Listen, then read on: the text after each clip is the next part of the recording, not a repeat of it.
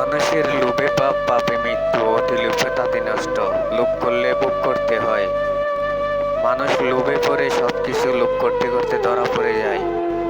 লোভ করে ধরা পড়ে মৃত্যুর মুখে চলে যায়।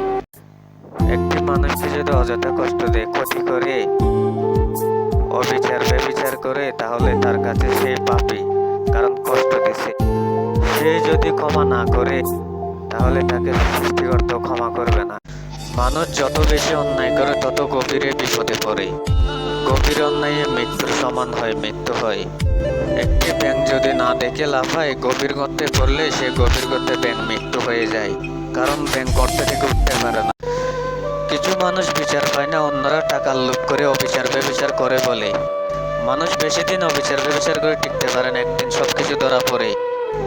একটি পাখির যতক্ষণ বল থাকে ততক্ষণ আকাশে উঠতে পারে, এর বেশি হলে ডানা ভেঙে পড়ে।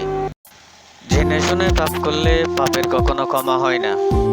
সৃষ্টিকর্তার আদালতে বিচারগুলো অনেক কঠিন, সেখানে মুক্তি পাওয়া অনেক কষ্ট।